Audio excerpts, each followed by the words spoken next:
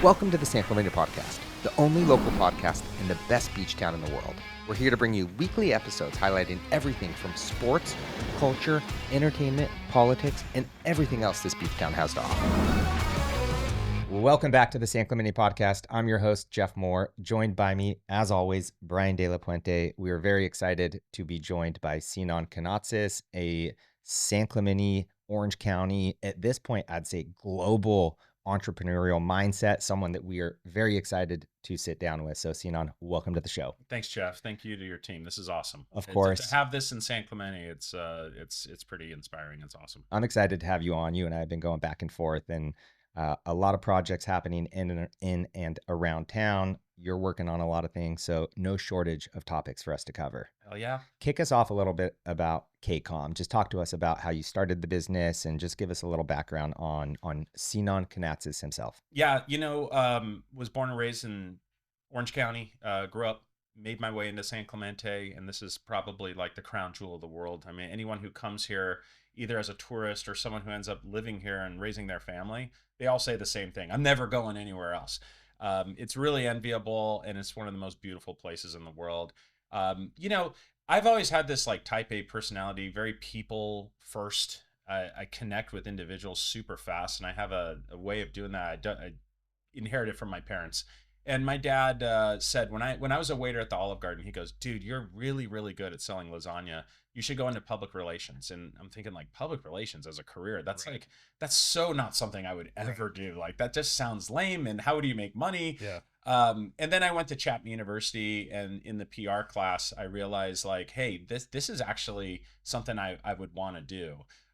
Well, part of the reason was there were really no guys in the class. It was all girls. So Sure. I'm like, okay, this is an easy one.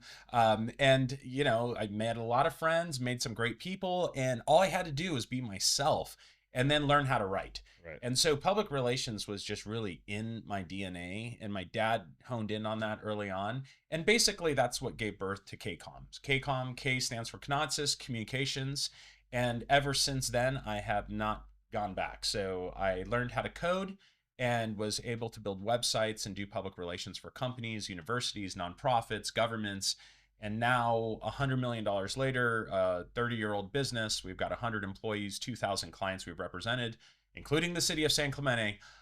We've made it, and I've plowed my way through a lot of adversity and bullshit to get to this point. Yeah. 51 years old now. So like, I feel like I'm like kind of halfway in my life career.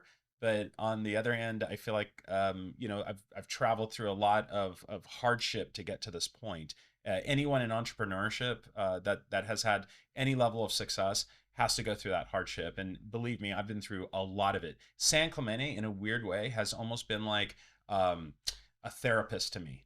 Because in my darkest days, this city, whether it was beach walks or swimming in the pool that I helped with Yeah. that project across from Target, really was like therapy for me in my darkest days. Yeah. So that's a little bit about KCOMM and my background, and I'm very blessed to be here. I've got 2 young children, wife. San Clemente has been a part of all of us. That's awesome. Talk about that. You said it's a well-oiled machine now. Mhm. But talk about those early clients. Like, what was it like trying to go after those, the learning curve, all that kind of stuff? Yeah.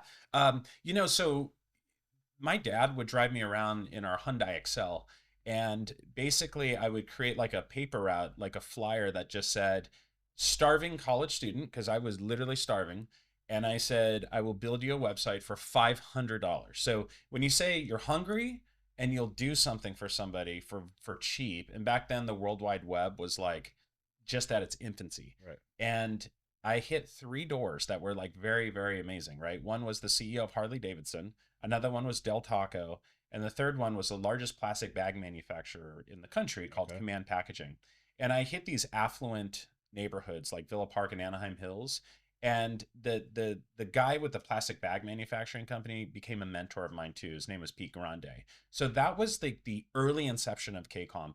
And I had to take high risk. I had to go out there and I had to hit hundreds of homes to get those 3 early accounts. But to have a portfolio of Harley Davidson's first website, Del Taco's first website, Command Packaging's website, then Chapman University's first website, all these were the first Right. websites ever built. Right. And there were even some times where I was like, owning the domain name. Like I actually held the domain name of chapman.edu and I transferred it to the university. So that's how early I was in the World Wide Web. Gotcha. And so that was the early inception of what has now turned into a enterprise of marketing. So we do everything from newsletters, social media, government affairs, PR, media relations for all the clients that we represent. That's awesome. That's really, really cool. Oh yeah. Speak to the importance of being and getting into the right rooms, because I noticed that you are very, very good. Not only do you build the rooms that you're in now and you surround yourself with very successful, like-minded people, but you also, I see, are at the right places at the right time with the right people. So just speak on that a little bit. Yeah. If relationships were a currency, you're looking at the richest person in the world. My Rolodex of people is about 18,000 Jeff Moores, where I have a personal contact with you. So if I make an introduction, someone to you, there's a high likelihood that you're going to respond because of the personal connection to me. So, I mean, since I was born, I've been personal with people. I do not have like a personal database and a professional database. I just have one. Right. And I'm very personal with everyone I know, from administration in the White House to Palmer Luckey to a startup founder or a venture capitalist. I like to get into who they are. Like when we spoke at the beginning about your two sons, I was curious as to what their age was and to find a common connection to my son, who's 11 years old. And we found out that yours are 10 and 12 and mine's 11. Immediately that draws a human connection. Sure. So I've always focused, Jeff, on that human connection in people, and business is always last. And a lot of people in the business world, and we're my competitors or people in my shoes, are really all business centric, and they're really good at being at business. But who really cares about that at the end of the day? People really want to know about you. The way people connect in life is through their hardships, not about their successes. Like, who the fuck cares if you have millions of dollars and like great cars and houses and like private jets? Like, that's the worst thing to do, right? Like, what you got to do is actually talk to people you care about the adversity that you're facing. It's the one thing that every human has in common is crisis. And so to me, that's been the moat, I guess, around my methodology, is that I make it very personal. So if it's an elected official, a politician, a billionaire, to me, at the end of the day, there's just a human being. I mean, tomorrow I'm doing this fireside chat with Palmer Luckey, right? Like, we've got over 300 people confirmed for this event. And when I talk to Palmer, it's just like talking to anybody. It's a friend, and it's really easy for me.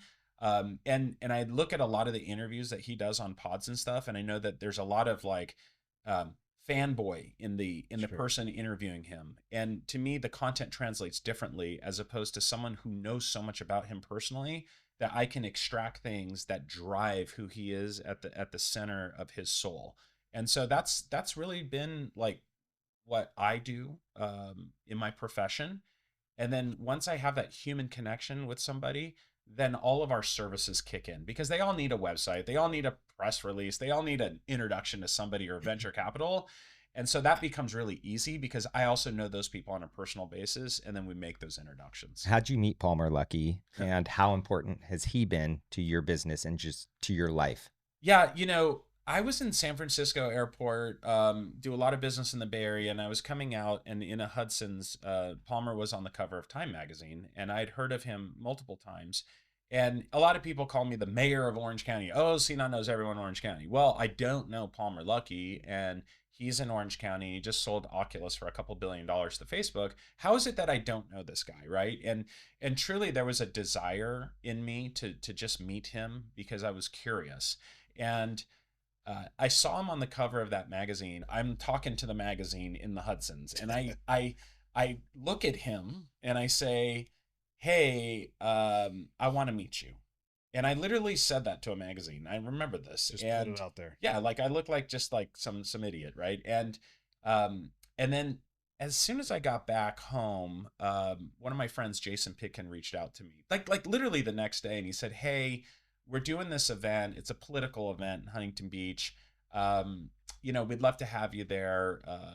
One of our special guests is Palmer Luckey." I'm like, no shit. I'm just like, this is crazy, dude. Like, I really just was talking to a magazine, like saying, I want to meet you. And we talk about that. That's crazy. This is weird. The energy flows. So yeah, something dropped in my lap. So I love to parlay moments like that. And those are like these like magic little, like fairy dust that just lands on you. And invest a lot into that shit. So if you like, are hearing things in your head, or you're seeing things, or you're getting signals, or like lights go off and on, there's some signal coming to you. So like that was one of those moments. I went to the fundraiser, I wrote a check. I didn't really care about who I was supporting the fundraiser for. I cared more about meeting Palmer. And at the time, I forgot what he did. He bruised his leg, or like he sprained his ankle. So he was in a cast, and he was sitting there with his wife, Nicole, who's also a dear friend. And I just walked right up to him like, hey man, I'm Sinan. I do PR. I'm really impressed by your background, and it's an honor to meet you. And that was it, right? Like I supported him by supporting an event that was important to him. So in life and in business, and the people watching this, like if you aspire to want to meet somebody, support what matters to them. They might be interested in politics. They might be interested in charity, in something.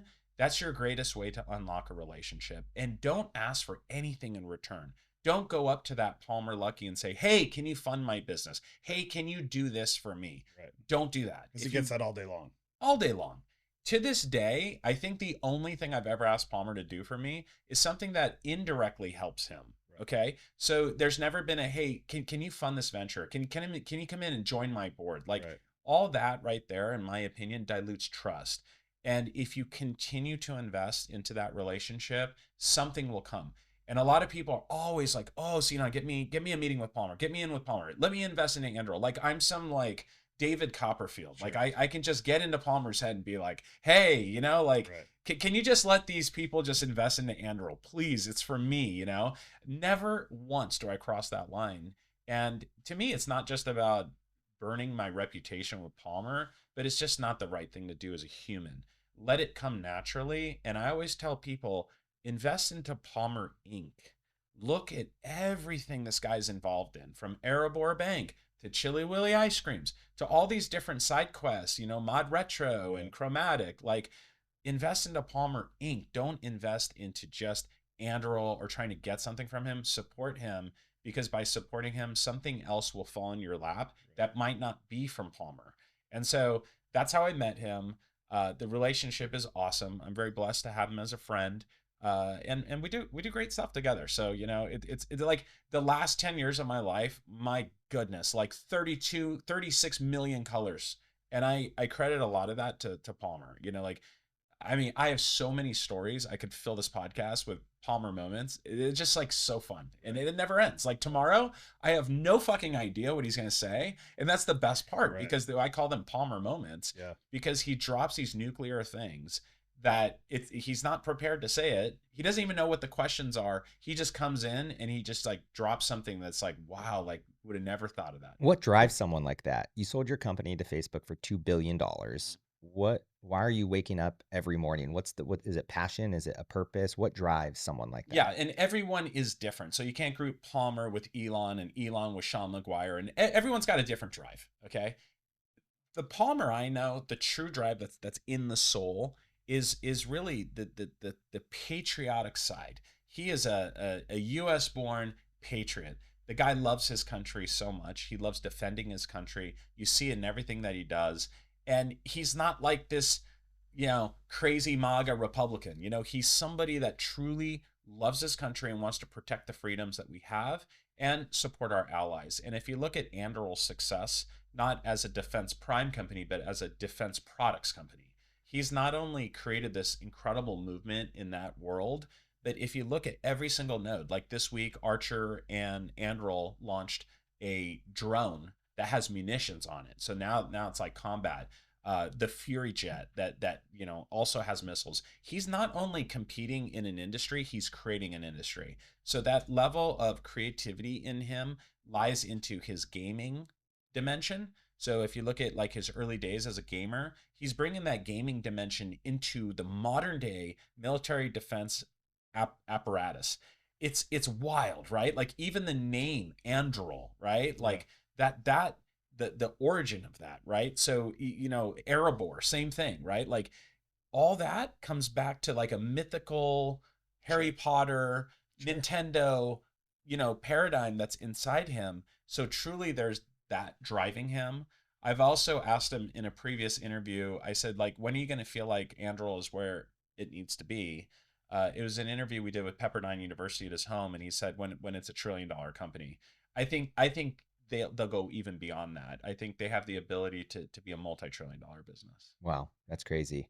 Let's weave back to San Clemente a little bit. We were talking about North Beach and just the evolvement of San Clemente in general. You're passionate about North Beach. You're passionate about San Clemente. Talk to us about what you think San Clemente is going to look like over the next couple of years. Yeah, and I think this podcast, first of all, is such a great idea because there's so many humans that are in San Clemente. I call us San Clemetians, by the way. We are different. We're built different. Totally. San Clemetians. Yeah. San Clemetians, okay? Because we are like aliens in a way.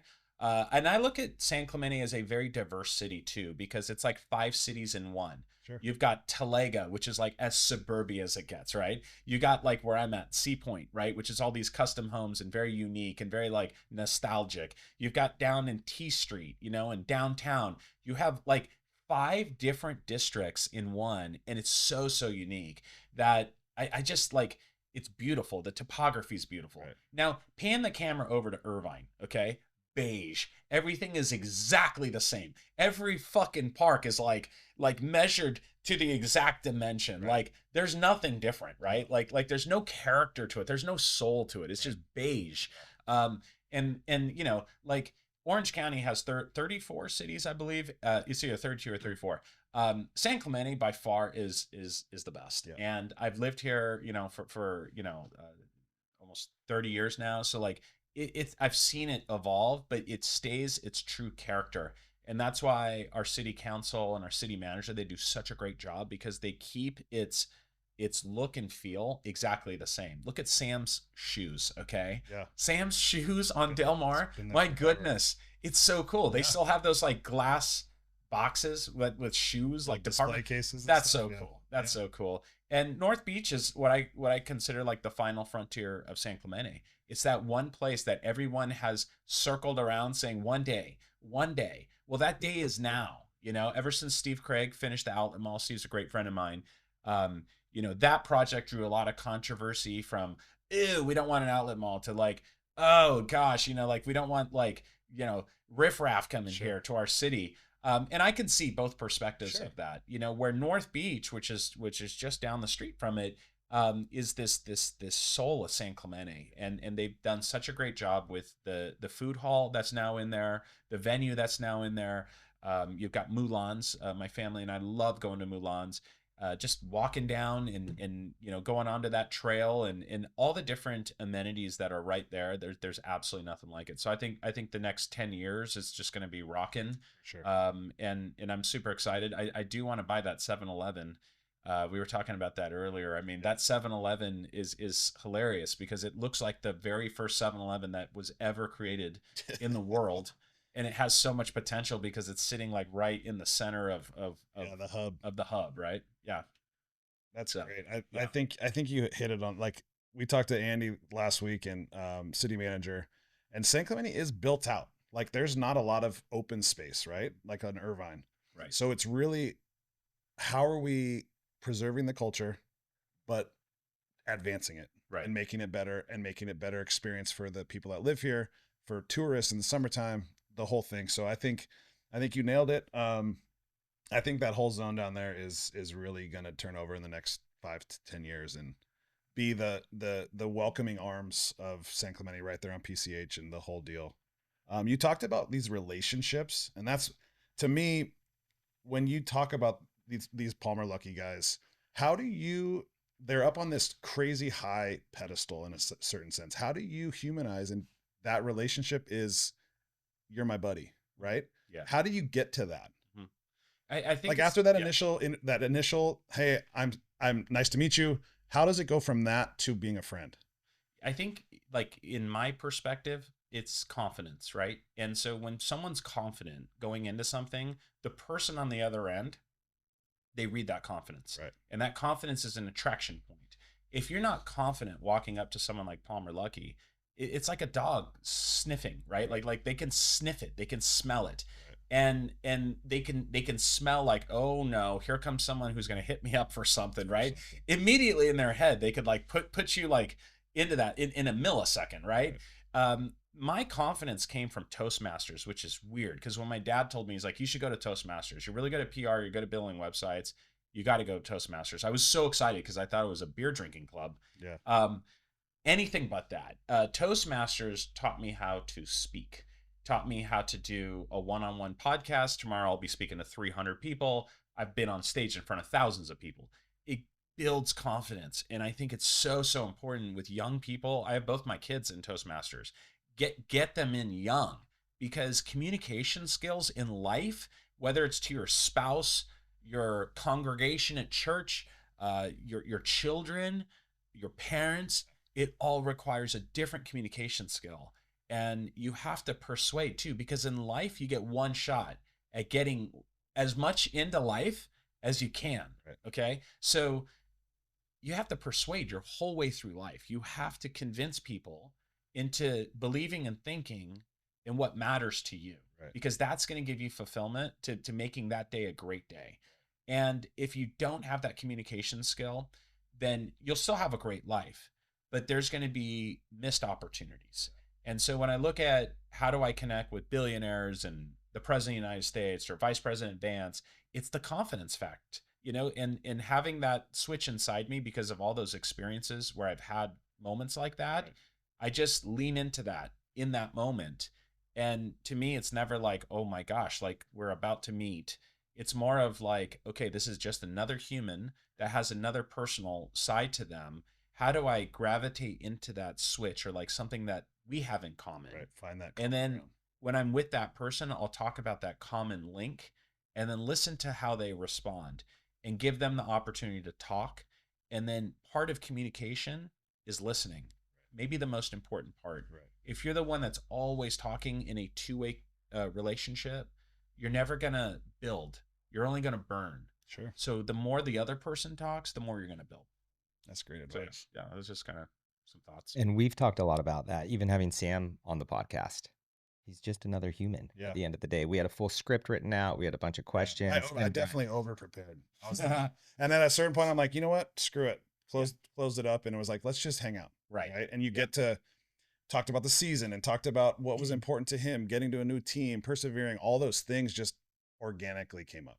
And it's like, it was so much better. And yeah, because you can get like, he's such a great guy, such a great guy. And what an honor to be like sitting in the chair that he was just in a few months ago. For sure. And what a great story to San Clemente and a success to your podcast. So what was that experience like from your perspective, like interviewing him? It was full circle for me personally. Jeff and I, his Mrs. Darnold to us was longtime PE teacher at Short Cliffs. We all went through, she tears up talking about these guys and how much a pain in the ass him and his buddies were when they were in 8th grade with her. But for Sam, for me personally, it was a full circle moment because we have had, I think 8 or 9 years older than him. And we had a similar path. He's on a different level, but the path of perseverance was kind of my path. And he has had that in a much more under a microscope, being a quarterback, being a first round pick, all those things. It was much more of a microscope, but it was very similar. So for me, it was awesome because our relationship was like a text here and there, like, hey, good luck this season.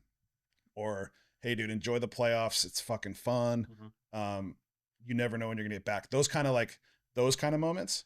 But to get him on here and hang out for a couple hours was like, oh, now he's a buddy. Let's go play golf. That's so awesome. I think that moving forward, it will be those kind of relationships. And Right. like hearing you talk on it, that's what's important to those guys. Cause Sam gets everywhere he goes, everyone wants an autograph or a Right. picture or whatever.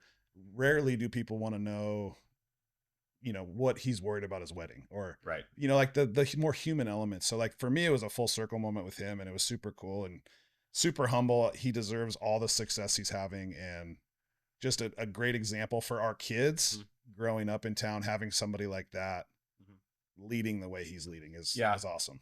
I do know Sam personally. We've done some stuff together, and I met him through Will Tober, another San Clemente. You guys should meet. Yeah. And he's the type of guy where he's not caught up in it. And even though he's like at the top of the food chain as an NFL athlete, he connects with children, with parents, with San Clementians, business people. For sure. And I've seen that. And you could develop one way where you get caught up in it and you just disconnect from the human, you know, process, or you can end up like Sam. It's like, you know, doesn't matter where you're at in life, he's going to connect with you based on, you know, something that matters to him, right? And that's great that we have him as our hometown hero, right? For sure. And he's so young. His career, you know, is blossoming, and he's had ups and downs in his career and changed teams, and then to win the Super Bowl. My goodness, like how cool is that? And the day of the Super Bowl, I'll never forget, I was driving down Del Mar, and right in front of Sonny's Pizza, there was this huge banner like, "Go Sam." That's the San Clemente spirit that you don't get in other cities around here. That makes it so special. What's really awesome about that too, whether it's Sam Darnold or Sinan, these forward thinker thought leaders, at the end of the day, they all have the same thing in common. Whether you're competing in the NFL, whether you're competing in the business space, whatever it is that you're doing to be the top of your class, you are fighting and you're playing the game at a different level. We've talked about the importance of your health. And I know you've kind of leaned into working out, mental health, and just really making sure that you're at the top of your game on the mental side. Speak to us on that. Yeah, and thanks for bringing that up. Health, I think, is number one above anything. You know, your spouse, your children, your faith. Your health is your partner in life.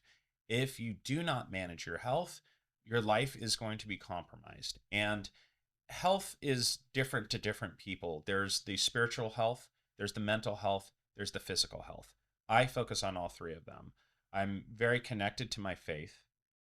It's in me. I have definitely had challenges with mental health, and have faced so much like demons in my head, always thinking like worst case scenario. You know, I get a letter. It's like, I'm just thinking like that letter means I'm going to like the worst outcome possible. And that's something you inherit. And my mom was a worrier. So I got worrier syndrome from her. And then there's the physical health.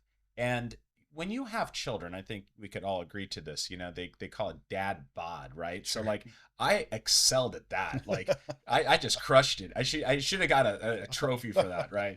The dad bod era was not my friend, right? Because you are only given so much time in a day, 24 hours. Now, if you're a dad, like I changed diapers, I was very engaged with the whole child development process because I didn't want to miss a thing.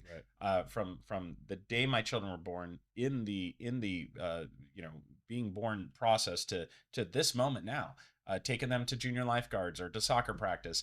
I'm a hands-on dad. Now, if you are truly hands-on, your health will be compromised at some level. It's very, very challenging to run. I have a multinational business. I'm a spouse. I've got my children. I want to be a hands-on dad. Well, something's going to go. So as my health started to go, I realized that physically, mentally, spiritually, all of it was getting compromised. And it was like a light switch when I realized at that point I'm at the lowest. And I went to a good friend of mine who looks like, you know, like a GQ model. I'm like, who's your doctor? And he goes, "Oh, I have a concierge doctor." I'm like, "What the hell is that?" He goes, "Well, it's really cool." He goes, "You can call them at any time and they'll take care of you." I'm like, "Okay, I'm down." I'm like, "How much is this thing?" And he's like, $350 a month. I'm like, $350. So basically I'm paying $4,000 a year, maybe $5,000 a year, to get the best potential like healthcare outlet I'm in. And so I remember going to the doctor's office to meet my doctor and my concierge doctor. And sure enough, it's like a beautiful, like Four Seasons type lobby. I'm like, this is cool. And I saw a pro athlete. Okay. The last name McGuire. So you can figure out who he is. Okay. Come in and leave. And I'm like, okay. I'm like, wait a minute. If this is his doctor, I'm in, right? You're in the So right like place. I knew it was the right place. So I did the concierge doctor, and I would say like it totally changed my life. So I think it's really important, and I have a routine every day. Like I do push-ups, planks, I swim at the Vista Hermosa pool, you know, grab a lane for an hour. I listen to podcasts underwater. So today from 11 to 12, I've got lane 11. You know, everyone knows me there. It's like Cheers. You walk in and everyone's like, Sinan, what's up? I'm like, John, Jackie. And everyone's in a good mood. They're all working out. Everyone's happy. But like, these are city employees in San Clemente that are like psyched, and I'm psyched. And like, that's what you get in San Clemente. But health is number one. So you're never going to be like perfect health.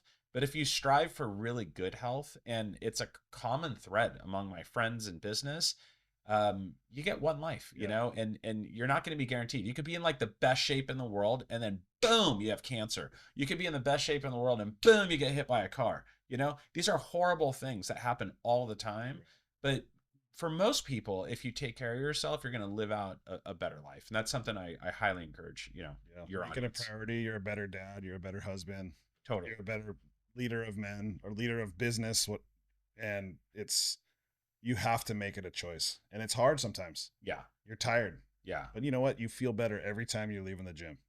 Hell yeah. And alcohol was probably my poison. You know, that right there is a death pill. Alcohol is all around us, right? It's so socially accepted, you know, and whether it's a seltzer or a beer or a wine and this and that, it's the biggest addictive thing in the world. So to be able to manage and control that was probably my biggest challenge in life, because I own a PR firm. So basically a bar cart is hitched to me anywhere I go. Right. I'm the one that's always hosting. If I'm drinking as well in these situations, I will either be dead or it just doesn't work, you know? So to be able to get that big detail off the agenda was a game changer for me. So, and I've it's not that I've been like completely sober for 6 years, but I have gone like this year, like all the way to August 1st almost, without a drink. Right. And I will have a drink in front of me, and what I do is I just like purse my lips with scotch, just so I can like be like, hey, what's up, dude? But I don't need you anymore. Okay. Because that bitch is a killer. Yeah. It's a killer. So, you know, I went out with 10 of my friends this weekend to the bare-knuckle boxing, which I want to talk about. Dude, was that fucking awesome. And the whole, you know, Sprinter van and the restaurant, everything, alcohol everywhere. Right. And like, I'm at the point now where that's not tempting anymore. Right. And it took me about 6 years to finally get to this point. But gosh, it feels so good to be on the other side of that hill, because it's a demon, and it's socially accepted. It's all over the place. And I'm finding that young generation too, a lot of my clients that are in their 20s, 30s, they don't even drink. No. Like they don't even like do anything. Right. I'm like, what the fuck? You're wearing an aura ring, you don't drink, you're not smoking pot. Like, you're so straight edge that you're like drunk by being straight, right? Yeah. Like, anyways, that's funny. But how much more can you get done in a day when you wake up and you feel great and you're just on point, your mind, your body, all of it? Huge. And That's helped our business too. So bare knuckle fight, where was that? Was that out in Vegas? Okay, this is the craziest story, okay? So I'm opening a restaurant in Newport Beach called The Nice Guy, okay? It's John Terzian, Brian Toll, Adam Corral of the Hwood Group. These guys are hospitality geniuses. I've been an advisor to their company for several years. They own Delilah at the Wynn in Vegas. That's what everyone knows. And the company is like $500 million hospitality company. They're crushing it. And I'm like, we got to bring one of your restaurants to Orange County. No, Sinan, we're not ready. No, Orange County sucks. Orange County, no. Like 6 years of me lobbying these guys to open a place. And finally, they gave me the keys, and we're opening an Italian restaurant. I'm so excited. And you're probably like, what does this have anything to do with bare knuckle fighting? Watch this, all right? So I'm taking one of my buddies through the restaurant, and I'm showing it to him. We bought the old Guacamigos from Tony Hawk. Poor guy couldn't run a restaurant. He's a great skateboarder, though. And so we bought Guacamigos, which is a great location, okay? Right next to the house in Rusty Pelican, right on Pacific Coast Highway. It's going to be floor to ceiling windows, live music every night of the week, Italian food. It's going to be a banger. And I was walking one of our investors through, and while we were walking, I'm like, is it me or does it smell like weed? He goes, yeah, it's definitely weed. I'm like, yeah, I could smell it. We walk out, and there's these two guys. You could tell they just, you know, kind of hit the bong or something, you know, and they're walking out, and I'm like, this guy is huge. And that huge guy looks at me and goes, hey, what is that building right there? I'm like, oh, that's going to be a restaurant called The Nice Guy. He goes, oh, Mr. Nice Guys. I'm like, no. because Mr. Nice Guys is Sure. a cannabis Yeah. little, you Okay, know, I did not know that. Dispensary. dispensary thing, right? They have like a bunch of them across the country. There's actually one in Costa Mesa down the street from our restaurant. Oh, no way. So I said, no, not Mr. Nice Guys. It's called The Nice Guy, which is an Italian restaurant I'm going to be an owner of. I'm very excited about it. He goes, bro, you got to hit me up when it opens. And when I walked up to him, I noticed he was wearing a tank top that said BKB. And my friend Roger Stone, who you might know, he's a special advisor to President Trump. He's also an investor in bare knuckle fighting, but the other bare knuckle UFC. And so him and I talked about it at dinner last year in Arizona. And he said, you know, you got to really check out bare knuckle boxing. And I'm like, I've always wanted to get involved with some sort of combat sport, but UFC, it's so topped out, right? Like, how do I even like get involved with Dana White and Joe Rogan? These guys are like crushing it over there. I need my own little fighting league. And so I've always been attracted to bare knuckle because they're not wearing gloves. Yeah. You know, the UFC fighters wear a 4-ounce glove. Boxing obviously wears the big glove. Bare knuckle, no, nothing. It's like high school fighting, you know. And I'm like, okay, this is next level. A backyard brawl. Oh yeah, and for a minute I was kind of getting into power slapping, but I'm like, this is a little bit like carnival like. Yeah, it's not like a elite MMA sport. Right. And then here comes this guy in my life at the right moment, right time. And you know what connected me is he was wearing a cross. And that guy's name is Jesse Sparks. And he comes up to me, asked me about the restaurant. We're talking.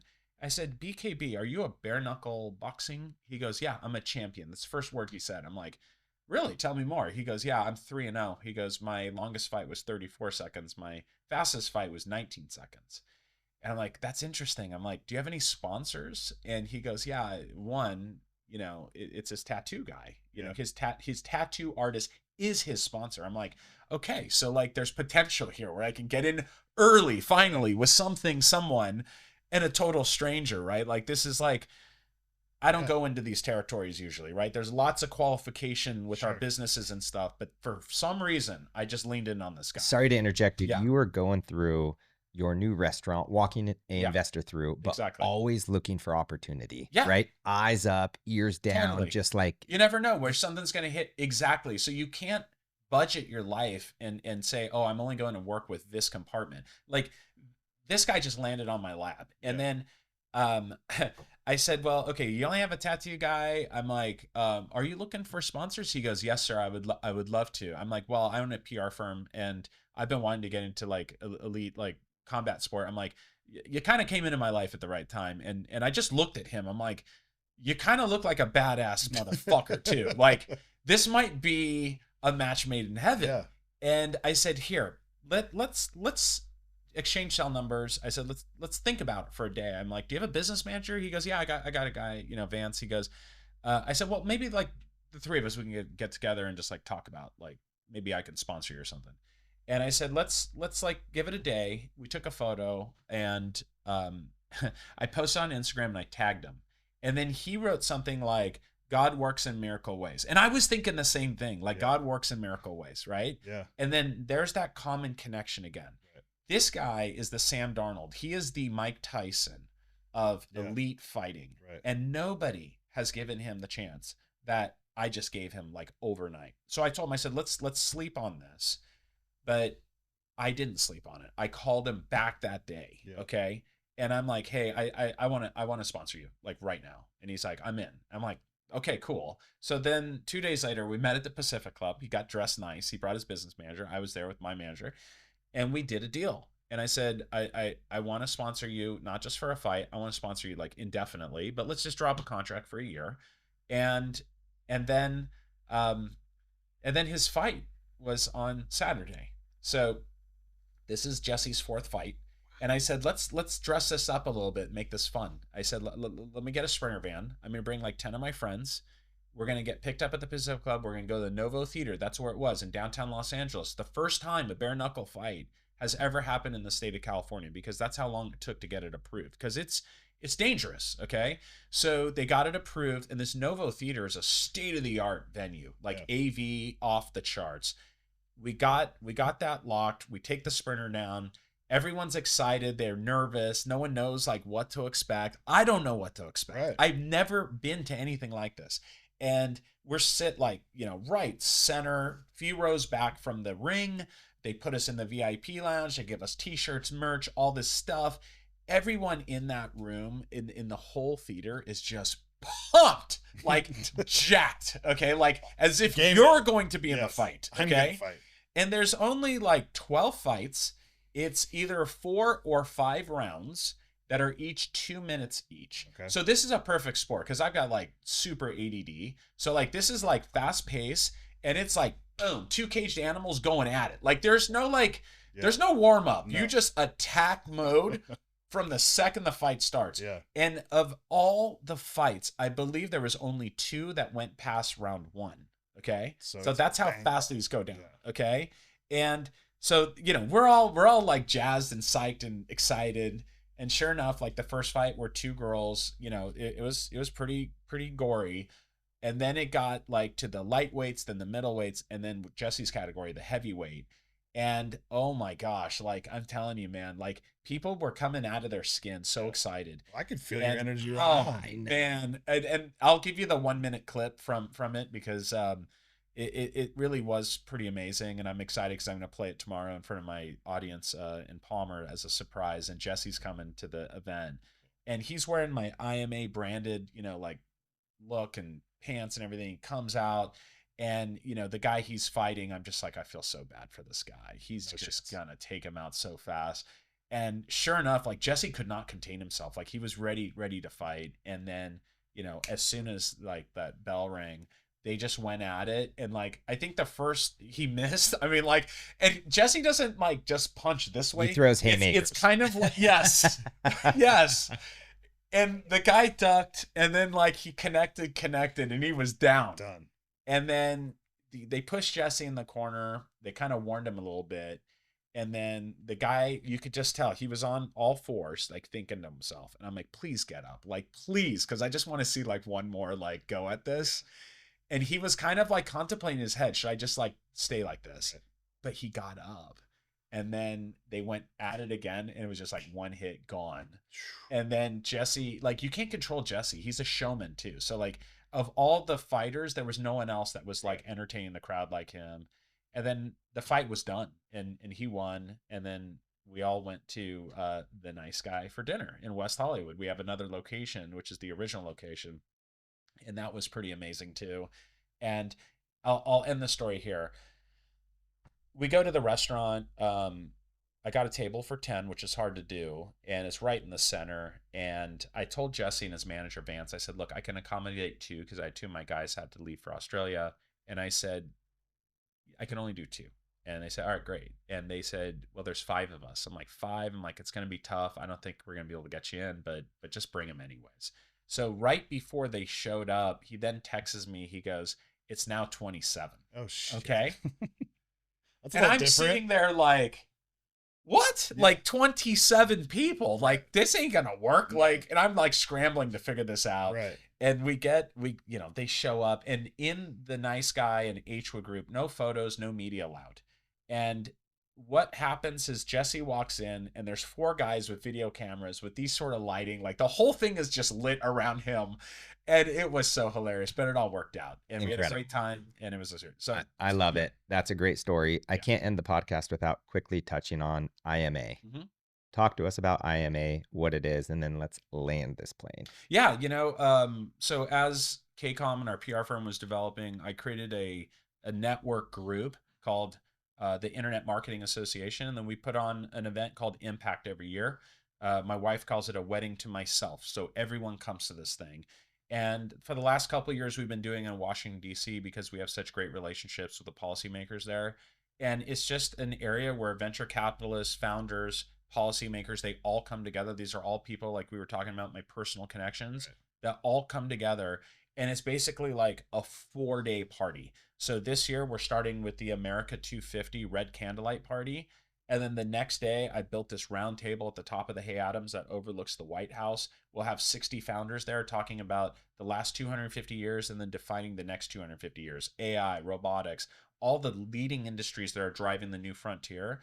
And then we have a beautiful lounge there. And I've got these 3D printed nodes of like Anduril's Fury Jet and like Jet Zero's, blended wing plane. Those are all going to be hanging from the ceiling so people can lounge and dine around that. And then that night we'll be doing a dinner with the head of NASA at the National Archives. And then the next day we have meetings all around Washington, D.C., the White House, the Pentagon, Capitol Hill. It's just going to be absolutely awesome. And then the last day we have like an AI summit, like a conference within the conference. And all of those are funded by title sponsors. So they bring their own people on top of my people. So this will be a lot of fun and yet very purposeful, right? Because we're building a document for the administration that will say, here is what the IMPACT IMA attendees said that the country needs to focus on. So it's a perfect like public-private partnership, and there's nothing like it. Like it's hard to figure out how it goes without me, because no one in their right fucking mind would ever do this. Right. The amount of stress and variables you have to go through to pull something off like this.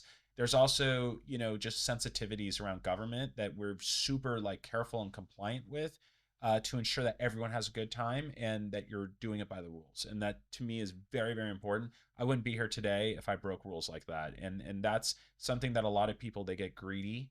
Yeah. And I don't like to do that. I like to like be conservative and super careful, because as you're dealing with this sort of wattage of people, you want to make sure that everyone's best interests are protected. Incredible. Well, it's been great having you on the podcast, Sinan. More importantly, I appreciate everything you've done for me and my life. I'm excited to see where this goes with our podcast and Beach House Studios. But just all around a great guest. I could sit here for another 2 hours talking about AI, the world, and everything else. But with that said, like, subscribe. Thanks for watching the San Clemente Podcast. And if there's anyone watching this I can help personally, just let me know. I'll do it. And congratulations on Salty Turf and your great investment to the city. Thank you so much. Guys. Yep, absolutely.